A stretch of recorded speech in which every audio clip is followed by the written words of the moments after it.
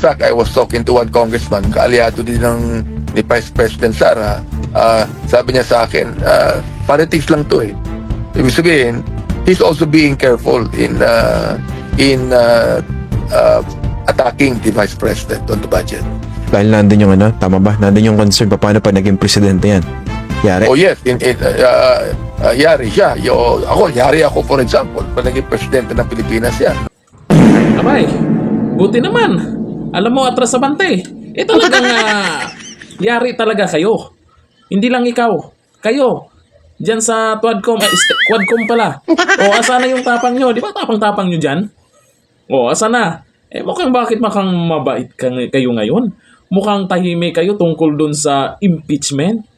Push nyo na yun kung meron talagang kayong mga ebidensya. Ay, sus na lang naman tong mga to. Hindi kayo nagtagumpay, no? Hindi nababawasan yung sumusuporta kay VP Sara Duterte.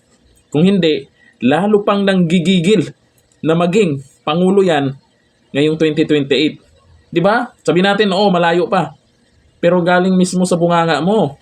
Abante, yari kayo. Ibig sabihin, talagang kabahan kayo na maging Pangulo yan. Kaya, di na tayo magugulat na maghanap na naman ng ibang paraan tong mga to. Di ba? Maghanap na naman ng ibang paraan para siraan para hindi maging Pangulo si VP Sara Duterte. Pero nakakalimutan nyo. Baka nakakalimutan nyo. Hindi lang si VP Sara ang Duterte.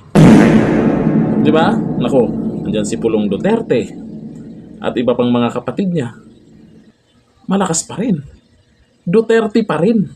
Kasi ang mga Duterte, yung supporters niyan, solid yan at hindi kayang bayaran.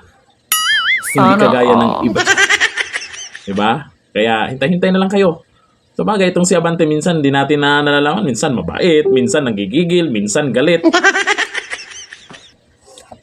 Abangan. Duterte sa 2020. Pabor pa kayo sa ganon. Comment tayo dyan. Hanggang dito na. Thank you. Bye-bye.